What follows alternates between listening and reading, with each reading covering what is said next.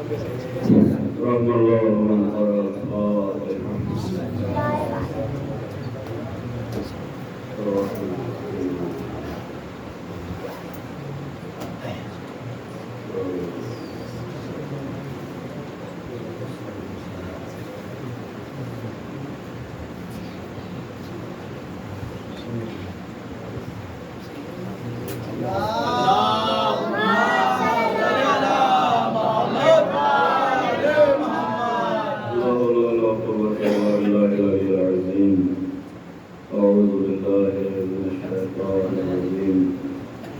بسم الله الرحمن الرحيم. الحمد لله الذي هدانا لهذا وما كنا لنهتدي لولا أن هدانا الله لقد جاءت رسل ربنا بالحق. الصلاة والسلام على سيد يسلم في الوجود سر الله في كل موجود نقطة دائرة الوجود صاحب لواء الحمد والمقام المحمود الفاتح لما غلق والخاتم لما سبق المعلم الحق بالحق بالقاسم محمد.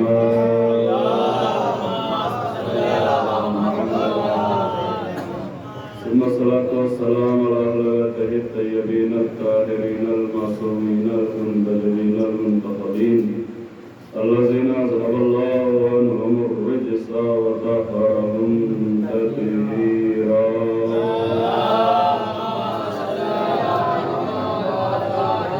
ولعنة الله على أعدائهم وغاصب حقوقهم ومنكر فزائلهم وقتلتهم أجمعين.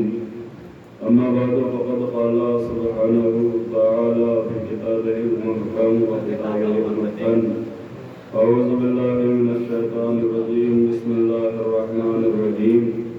إنا هديناه السبيل إما شاكرا وإما كفورا. صلوات الله. حضرت گرامی قدر سامعین معظم موالین حضر قدار ماشاءاللہ بحمداللہ اللہ کی توفیقات میں اضافہ فرمائے.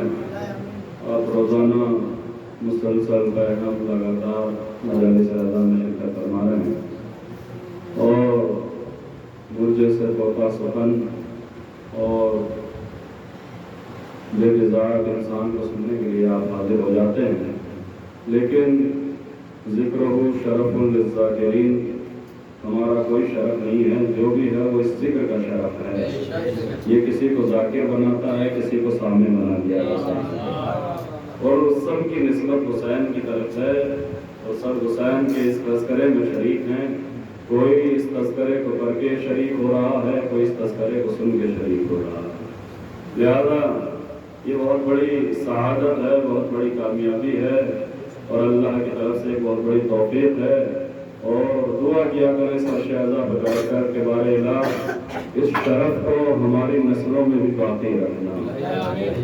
لہذا جہاں ہم یہ دعائیں کر رہے ہیں وہاں ہمارا خود کا فریضہ بھی ہے کہ ہم اپنے بچوں کی تربیت اور اپنے بچوں کی پرورش حسینی مزاج میں اور حسینی رواج سے کریں. ہم اپنی رسموں کو ختم کریں اور اپنے رواج ختم کر کے ہمارا مزاج بھی حسینی ہونا چاہیے، ہمارا رواج بھی حسینی ہونا چاہیے. لہذا یہ مجالس اعزا اور یہ ماہ محرم اور اس میں ہونے والی یہ مجالس اور اس میں ہونے والی یہ تمام تر تقاریر اسی بات کا اشارہ کرتی ہیں کہ ہم نے آج تک حسین کا دامن نہیں چھوڑا ہے. دنیا چاہے جہاں چلی جائے، چاہے جس دربار میں چلی جائے، چاہے جہاں سے بھیک مانگنے لگے، لیکن ہم در حسین کے فقیر ہیں، در حسین کے بھکاری ہیں اور ہماری زندگی یہیں پہ کٹے گی. اور کیوں نہ کٹے؟ اس لیے کہ ہم اس دروازے کو چھوڑ کے تب جائیں کہ جب ہمیں یہ پتہ چل جائے کہ حسین سے بہتر کوئی بادشاہ ہے. نہ حسین سے بہتر کوئی بادشاہ ہے، نہ حسین سے بہتر کوئی مالک ہے. اس لیے کہ مالک جنت اس وقت حسین ہے اور حسین جنت بانٹ رہے ہیں. اور اس فرش اعلیٰ پر بیٹھنے کے بعد جنت کا تصور کرنا بھی غلط ہے. کہ ہم یہ سوچیں کہ ہمیں جنت مل جائے، اس لیے کہ جتنی دیر آپ اس فرش عذاب پہ بیٹھے ہوئے ہیں آپ جنت میں بیٹھے ہوئے ہیں۔ روایت میں نے آپ بارہا آپ کے سامنے عرض کر دی کہ روایت میں موجود ہے جہاں پہ ذکر محمد و آل محمد ہوتا ہے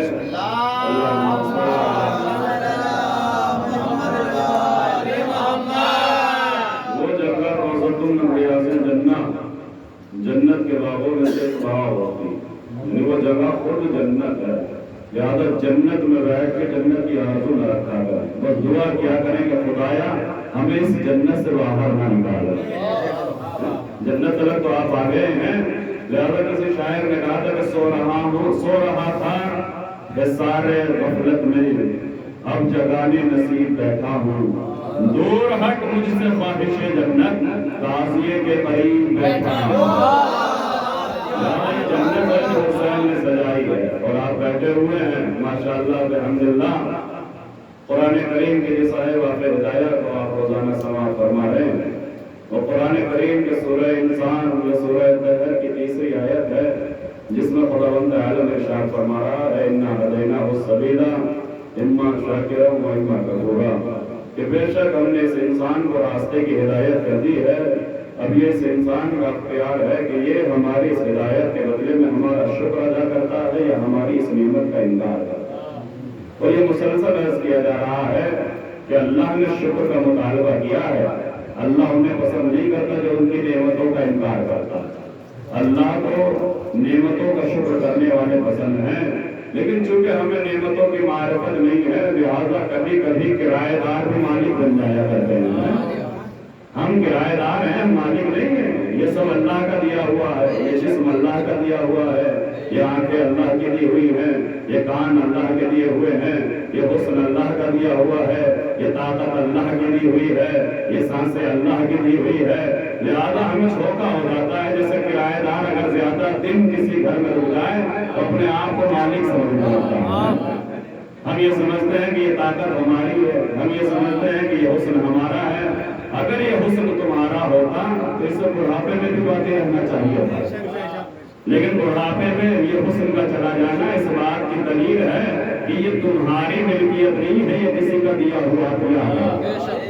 یہ طاقت جو جوانی میں تھی یہ بڑھاپے میں بھی باقی رہنی چاہیے تھی، اور اس طاقت کا آنا اور جانا بتا رہا ہے نہ اس طاقت کے آنے پہ تمہارا اختیار ہے نہ اس طاقت کے جانے پہ تمہارا اختیار ہے، لہذا اگر یہ طاقت تمہارے پاس ہے تو یہ کسی کی دی ہوئی ہے، یہ حسن کسی کا دیا ہوا ہے، یہ زندگی کسی کی دی ہوئی ہے، یہ آنکھیں کسی کی عطا کی ہوئی ہیں، لہذا اس کا شکر ادا کرنا چاہیے۔ اور شکر زبان کا شکر یہ ہے کہ اس سے اللہ کا ذکر کیا جائے، آنکھوں کا شکر یہ ہے کہ اس سے حلال چیزوں کو دیکھا جائے، کانوں کا شکر یہ ہے کہ اس سے حرام باتوں سے اس سے پرہیز کیا جائے، حرام باتیں نہ سنی جائے، غیبتوں میں انہیں ملوث نہ کیا جائے، لہذا یہ شکر کا ایک پیمانہ ہے جس کی طرف ہمیں متوجہ ہونے کی ضرورت ہے۔ یہ پورا ایک چیپٹر ہے جس میں مسلسل گفتگو کی جا رہی ہے کہ یہ شکر آل محمد جیسا رہبر اللہ نے ہمیں عطا کیے، اور جب عطا کیے ہیں تو ہمیں اس نعمت کا شکریہ ادا کرنا چاہیے یا نہیں کرنا چاہیے؟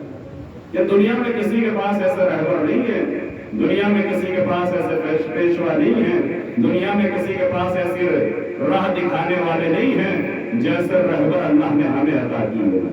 1 سے لے کے 12 تک یا 1 سے لے کے 14 تک جتنے ہیں سب ایک ہی راستہ دکھانے والے ہیں، ورنہ ہم نے دیکھا ہے کہ جیسے جیسے امام بدلتے ہیں ویسے ویسے مصلی بھی بدل جایا کرتے ہیں، لیکن یہ ہمارے مذہب کا امتیاز ہے کہ مصلی بھی ایک ہے، امام بھی ایک ہے، نماز بھی ایک ہے، چاہے پہلے کے پیچھے پڑھ لی جائے چاہے دوسرے کے پیچھے پڑھ لی جائے، یعنی جو نماز ہمارا آخری پڑھائے گا وہی نماز ہمارا پہلا پڑھا کے گیا ہے۔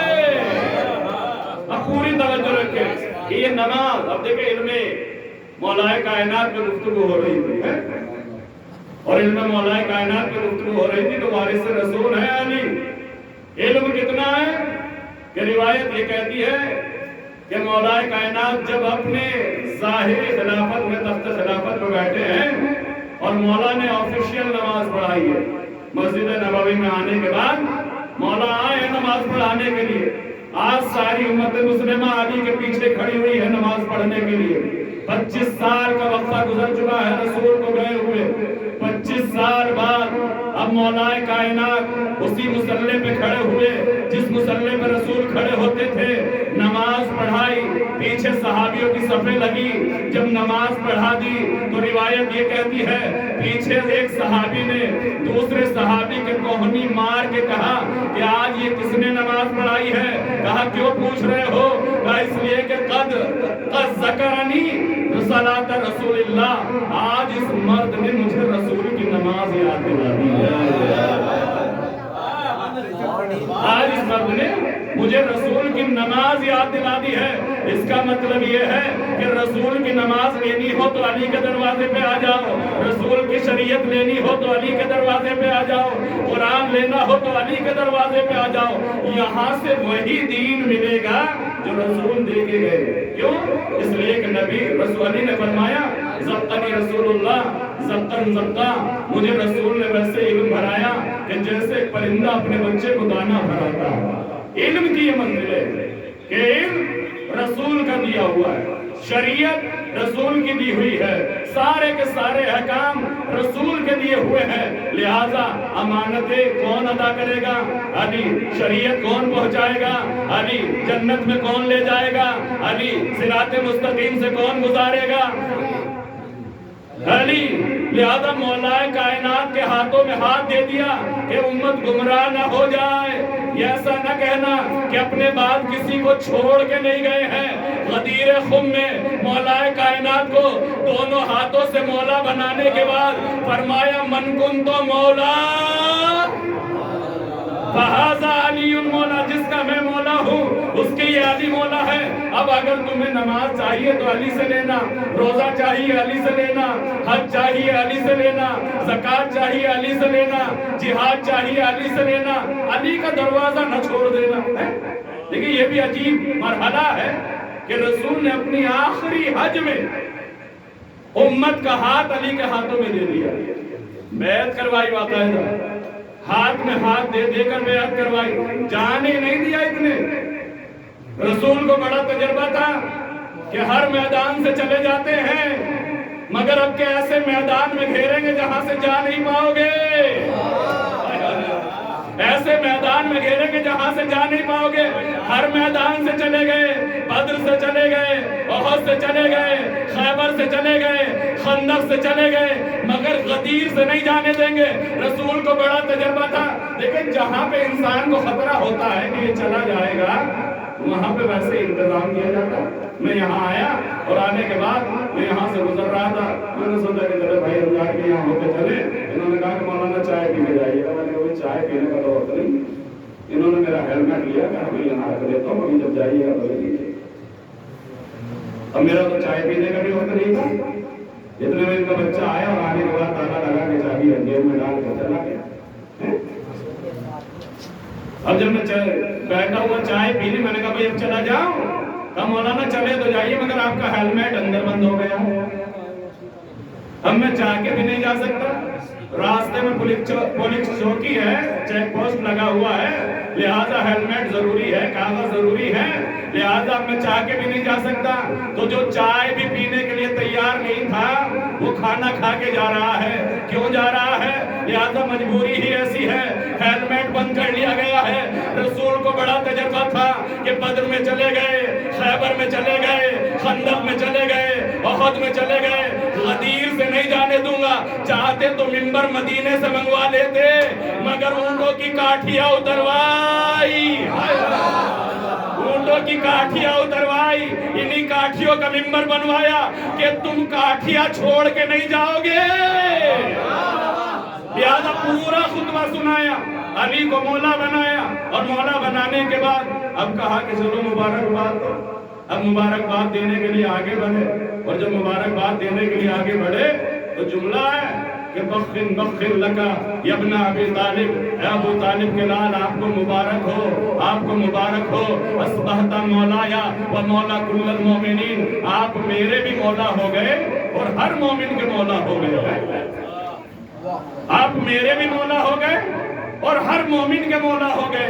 तो अगर खुद मोमिन में थे तो ये कहने की जरूरत नहीं थी कि मेरे भी हो गए, मोमिन के भी हो गए। اس کا مطلب یہ ہے کہ سامنے والے کو بھی پتا ہے کہ میں اور ہوں، مومن اور ہے۔ اب پوری تاریخ گواہ ہے۔ یہ علی جسے رسول اپنا جانشین بنا کے گئے، اس علی کے بھی دل میں تمنا ہے کہ کوئی میرا جانشین ہو۔ اس علی کے دل میں بھی ایک آرزو ہے کہ میرا کوئی جانشین ہو۔ یہ کربلا کی جنگ ایسی جنگ ہے جس میں ہر شخص کی طرف سے ایک نہ ایک نمائندگی کر رہا ہے۔ رسول کی طرف سے حسین آئے ہوئے، فاطمہ کی طرف سے زینب آئی ہوئی ہے، لہذا علی کو بھی تمنا ہے کہ کوئی میرا بھی وارث ہو جو کربلا میں شریک ہو۔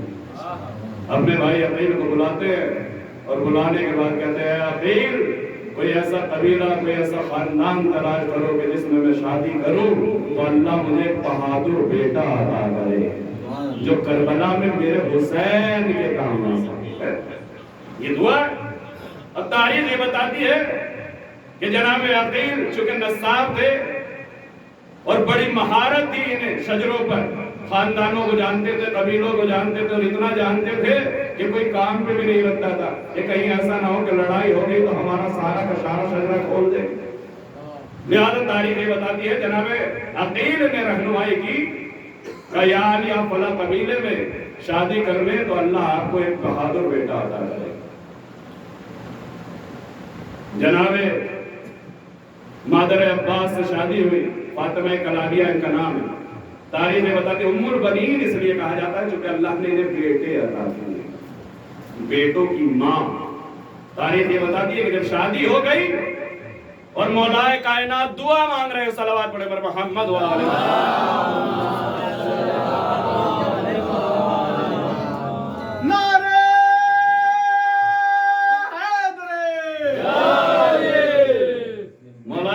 دعا مانگ رہے ہیں اور نماز شب میں دعائیں مانگتے مانگتے تاریخ یہ بتاتی ہے کہ وہ لمحہ قریب آ گیا کہ 4 شعبان سن 26 ہجری کو اللہ نے علی کو ایک بیٹا عطا کیا۔ صلوات پڑھیں پر محمد و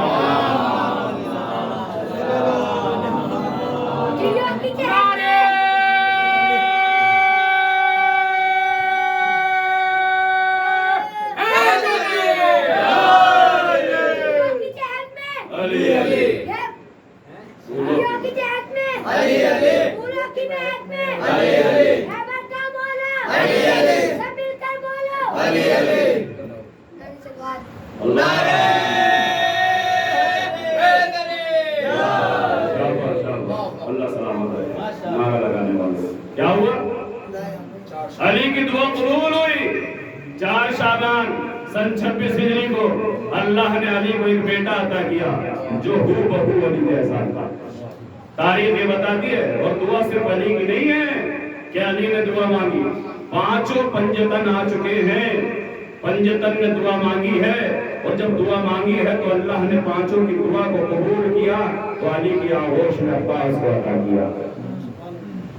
5 نے دعا مانگی، جب عباس کا کہنا اور عباس کی مرتبہ اور عباس کی عظمت کا کیا کہنا کہ اللہ نے عباس کو تب بھیجا جب کھلانے کے لیے پنجتن مکمل ہو گئے، اس سے پہلے نہیں بھیجا۔ اور آپ دیکھیں کہ کسی کے بیٹے نہ ہوں اور وہ بیٹا مانگے تو سمجھ میں آتا ہے، لیکن جس کے پاس اتنے اچھے بیٹے ہوں، حسن حسین جیسے بیٹے ہوں، اور وہ پھر بھی عباس کو مانگ رہا ہو، اس کی عظمت کا احساس آپ کریں کہ کسی شاعر کا مجھے ایک شعر یاد آ رہا ہے کہ تیری عظمت تو اے عباس بس حیدر بتائیں گے، کوئی نہیں بتا سکتا کہ عباس کی کیا عظمت۔ تیری عظمت تو اے عباس بس حیدر بتائیں گے، جنہیں حسنین کے ہوتے ہوئے تیری ضرورت ہے، کس منزل پہ ہے عباس۔ بھیجا، اللہ نے عطا کیا، اور جب عطا کیا تو تاریخ یہ بتاتی ہے گھر کی کنیز عباس کو پارچے میں لپیٹ کے لائی ہے، جناب زینب نے اپنی آغوش میں لیا ہے، اور مولا کائنات جب گھر میں آئے تو دیکھا کہ زینب کی آغوش میں عباس ہے، اور زینب عباس کو عباس کہہ کے پکار رہی ہے۔ جیسے ہی مولا کائنات نے دیکھا کہ زینب کی آغوش میں ایک بچہ ہے، زینب نے خوش ہو کے کہا کہ بابا مبارک ہو، اللہ نے ہمیں بھائی عطا کیا ہے، اللہ نے ہمیں برادر عطا کیا ہے، اور میں نے اس بچے کا نام عباس رکھا۔ عباس کے معنی ہے شیر، دیکھیں عربی زبان میں بہت سے لفظ ہیں جو شیر کے لیے بولے جاتے ہیں. اسد کے معنی شیر، عین کے معنی شیر، حارث کے معنی شیر، حیدر کے معنی شیر، صفدر کے معنی شیر. یہ تمام لفظ ہیں جو شیر کے لیے استعمال ہوتے ہیں. لیکن عباس اس شیر کو کہا جاتا ہے کہ جس کے چہرے کے جلال کو دیکھ کے شکار اپنا دم توڑ دے، اسے عباس کہا جاتا ہے. عبوسن قمطریرا قرآن کا لفظ ہے اسی سورہ دہر کا. عبوس یعنی ایسا کہ جس کے چہرے پہ بل پڑے ہوئے، جس کی پیشانی پہ بل پڑے ہوئے. مولا نے پوچھا ہے زینب تم نے اس بچے کا نام عباس کیوں رکھا؟ شیر کے لیے تو بہت سے لفظ تھے، اگر شیر ہی رکھنا تھا تو کوئی اور لفظ بھی رکھ سکتی تھی، لیکن جناب زینب نے اس کا نام عباس رکھا. بی بی فرماتی ہے بابا میں نے اس کا نام عباس اس لیے رکھا کہ جب یہ بچہ دنیا میں آیا اور گھر کی کنیز اسے باہر لے کر آئی اور یہ پارچے میں لپٹا ہوا تھا، ایک کپڑے میں لپٹا ہوا تھا، جیسے میں نے اسے آغوش میں لینے کے لیے اپنے ہاتھوں کو بڑھایا تو میری گود میں آنے کے لیے عباس نے ایسی انگڑائی لی کہ پارچہ تار تار ہو گیا. زینب کی آغوش میں عباس آئے، کہا بابا ہم نے اس کا نام عباس رکھا ہے اس کے تیور دیکھ کر، اس کے جلال دیکھ کر، اس کی انگڑائی دیکھ کر، اس کی شجاعت کو دیکھ کر کہ شعلہ بھی تیرے سامنے گلزار بنے گا جس دن تو محمد کا وفادار بنے گا. بی بی زینب کی زبانی کہہ رہی ہے، شاعر کہتا ہے کہ شعلہ بھی تیرے سامنے گلزار بنے گا جس دن تو محمد کا وفادار بنے گا. زینب نے کہا دیکھ کے عباس کے تیور، بھائی تو میرا حیدر کرار.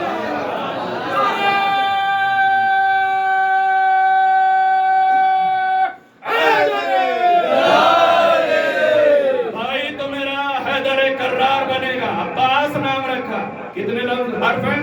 عین، بے، الف، سین، 4 حرف ہیں. عین، بے، الف، سین. یہ نام بھی پنجتن سے لیا ہوا ہے. یہ نام بھی پنجتن سے لیا ہوا ہے. ایک ایک حرف کو شاعر نے لکھ دیا ہے کہ چن لی خیال نے جو ازل سے علی کی عین، چن لی خیال نے جو ازل سے علی کی عین، بے بزت الرسول کی عظمت کا زیب و زین، الحمد کا الف وہ سراپا دلوں کا چین، والناس کی وہ سین وہ نقطے دل حسین. ہر حرف کائنات کا عکاس بن گیا، دیکھا جو غور کر کے تو عباس. نعرہ وفا، نعرہ وفا، نعرہ وفا، نعرہ حیدر. عباس نام رکھا. زینب نے عباس نام رکھا تو پورا قبیلہ جمع ہو گیا. پورا بنی ہاشم کا قبیلہ جمع ہے کہ چلو دیکھیں تو صحیح علی کے یہاں ایک بیٹے کی ولادت ہوئی ہے. سارا گھر جمع ہوا اور سارے گھر جب جمع ہوا تو اس بچے کے نور کو دیکھ کر، اس بچے کی پیشانی کے نور کو دیکھ کر، روشنی کو دیکھ کر، چمکتے ہوئے چہرے کو دیکھ کر سب نے ایک زبان ہو کے کہا کہ ھذا قمر بنی ہاشم. یہ بنی ہاشم کا چاند. یعنی کہ آل محمد کے گھروں میں نام جو رکھے جاتے ہیں وہ اسم بمسمى ہوتے ہیں. ایسا نہیں ہے کہ جیسے نام ہمارے یہاں رکھے جاتے ہیں کہ نام بھورا اور شکل کالی، ویسے جاہل نام عالم، چہرے پہ نور نہیں نام یوسف. یہ ہمارے یہاں تو ہو سکتا ہے مگر آل محمد کے یہاں ایسا نہیں ہوتا. آل محمد کے یہاں جو نام رکھا جاتا ہے، اگر عابد نام رکھ دیا تو ان سے بڑا عبادت گزار کوئی نہیں ہوگا. اگر صادق نام رکھ دیا تو ان سے زیادہ سچا کوئی نہیں ہوگا. اگر باقر نام رکھ دیا تو ان سے زیادہ علم پھیلانے والا کوئی نہیں ہوگا. اگر تقی نام رکھ دیا تو ان سے زیادہ پاکیزہ کوئی نہیں ہوگا. اگر نقی نام رکھ دیا تو ان سے زیادہ نقاوت کسی کے پاس نہیں ہوگی. اگر عسکری نام رکھ دیا تو ان سے زیادہ ہیبت کسی کے پاس نہیں ہوگی. یہاں نام ایسے نہیں رکھے جاتے ہیں. اور نام عباس غیر معصوم ہے، معصوم نہیں ہے، 14 معصومین میں شامل نہیں ہے. یہ الگ بات ہے کہ کردار اتنا بلند ہے کہ غیر معصوم ہوتے ہوئے بھی دامن پہ گناہ کا دبا نہیں ہے. یہ عباس کا کردار. سب نے ایک زبان ہو کے کہا ھذا قمر بنی ہاشم.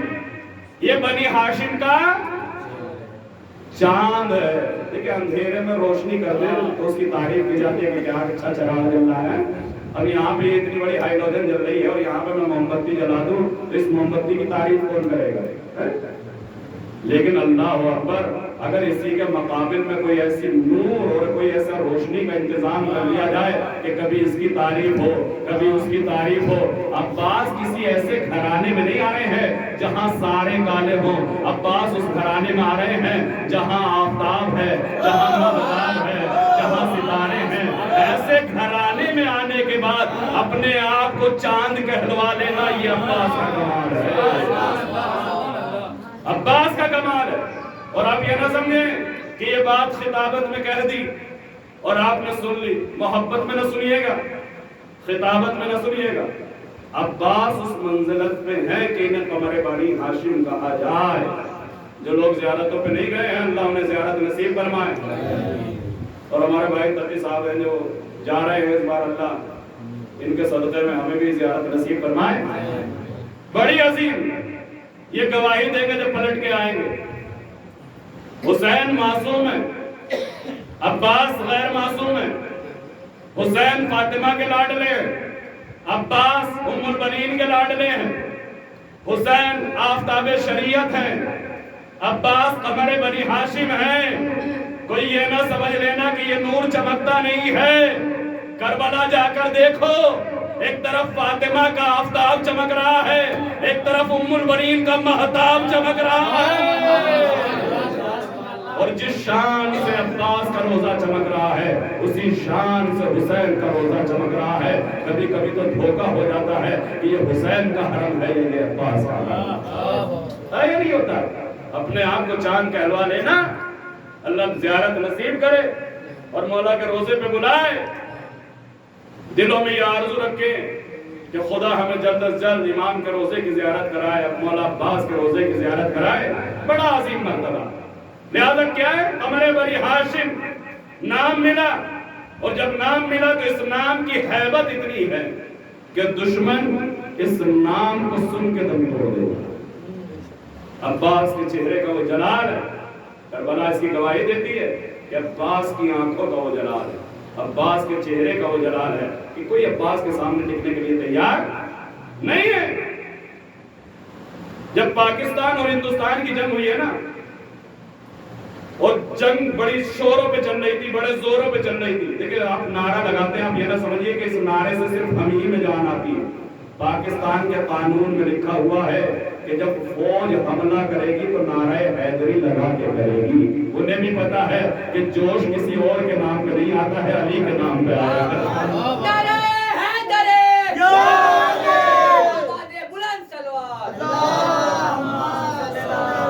جب پاکستان ہندوستان کی جنگ ہو رہی تھی آزادی کے بعد، بٹوارے کے بعد، جب ہندوستان اور پاکستان کی جنگ ہو رہی تھی تو پاکستان کے جو سپاہی تھے ان کا جذبہ کم ہوتا چلا جا رہا تھا، جوش کم ہوتا چلا جا رہا تھا. ایک شاعر آگے بڑھا اور اس نے بڑھنے کے بعد علی کے نام کا سہارا لیا، اور علی کے نام کا سہارا لینے کے بعد اس فوج میں جوش بھرنا چاہا اور اس نے 4 مصرے کہے.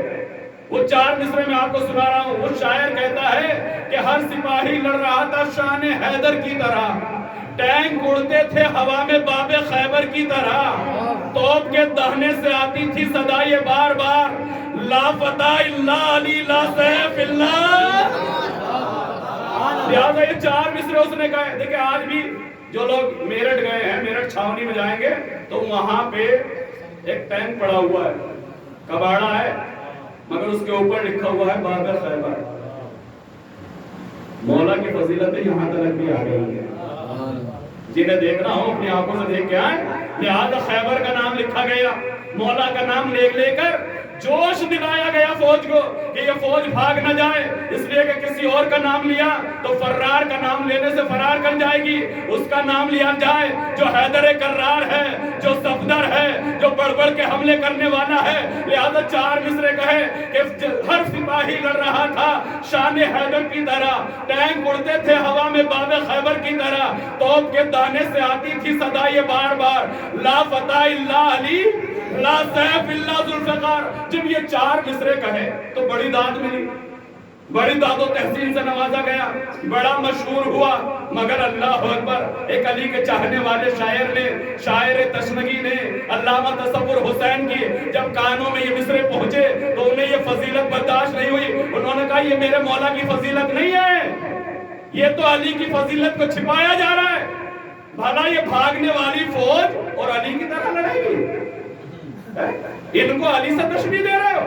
وہ کہتے ہیں کہ یہ علی کی شان نہیں ہے کہ علی سے ہر کسی کو ملا دیا جائے. اس دنیا میں بس عباس کے علاوہ کوئی علی جیسا. وہ کہتے ہیں کہ سنو، عباس کی شان کیا ہے، عباس کا مرتبہ کیا ہے، عباس کو اللہ نے کس منزل پر رکھا ہے. جب یہ شور مچ رہا تھا کہ ہر سپاہی لڑ رہا تھا شان خیبر کی طرح، شان حیدر کی طرح، ٹینک اڑتے تھے ہوا میں باب خیبر کی طرح، توپ کے دہنے سے آتی تھی صدا یہ بار بار، لا فتح الا علی، لا سیف الا ذوالفقار. سب ان 4 مصروں پہ رک گئے، خوش ہو گئے. مگر علامہ تصور حسین نے عجیب 4 مصرے کہے. انہوں نے کہا کہ مر گئی دنیا علی بننے کی جھوٹی آس میں. اب سنیے گا، آپ کے مزاج کے شعر ہیں. 4 مصروں میں سارے مصرے انہوں نے فیل کر دیے. انہوں نے کہا مر گئی دنیا علی بننے کی جھوٹی آس میں، فرق ہے کچھ سورہ توحید اور والناس میں. مر گئی دنیا علی بننے کی جھوٹی آس میں، فرق ہے کچھ سورہ توحید اور والناس میں. حیدر کرار سے تشبیہ دینا ہے گناہ، ہاں ملے گی شان حیدر کی فقط عباس.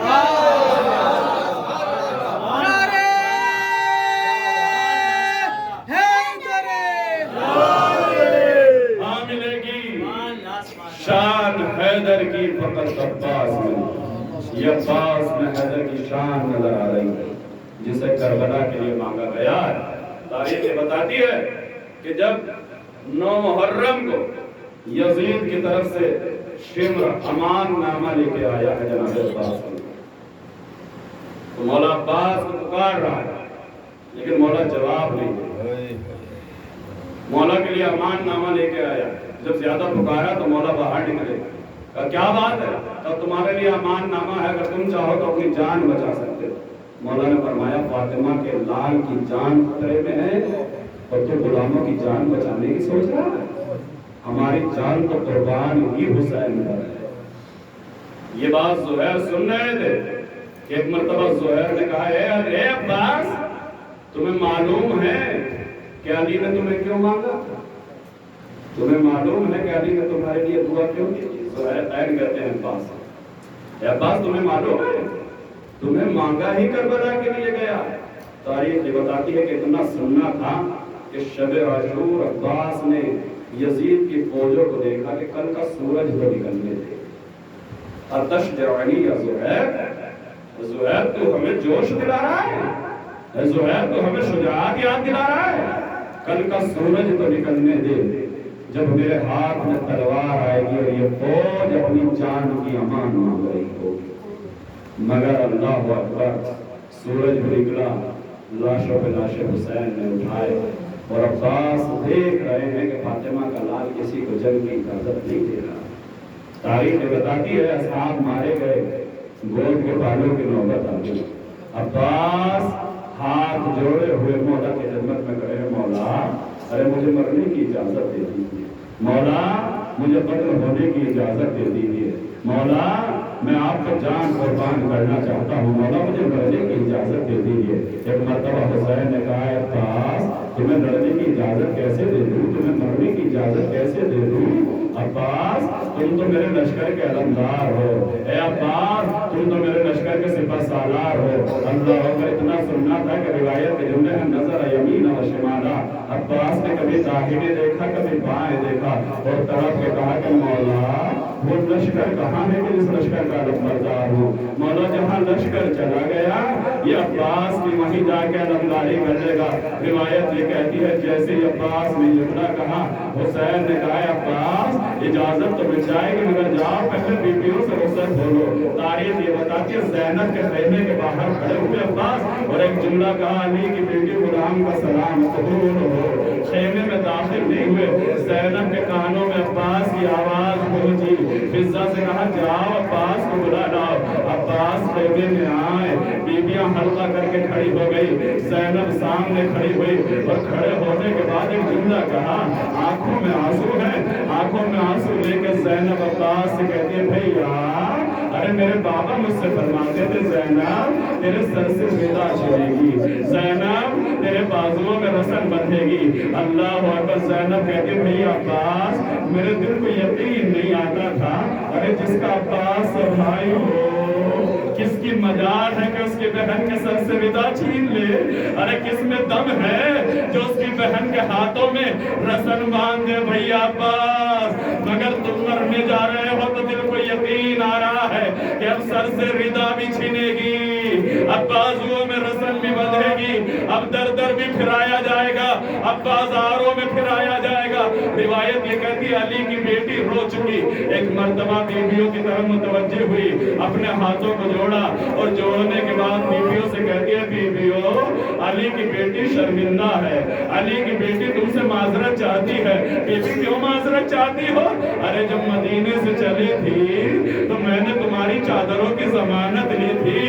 اے بیویوں علی کی بیٹی شرمندہ ہے, ارے جس کے بھروسے پہ تمہاری چادروں کی ضمانت لی تھی, ارے وہ میرا بھیا مرنے کے لیے جا رہا ہے, اب تمہارے چادروں کی کیا ضمانت, ارے اب تو مجھے یقین ہو گیا کہ میرے سر سے چادر چھن جائے گی. روایت یہ کہتی ہے زینب نے عباس کو رخصت کیا, عباس حسین کی خدمت میں آئے.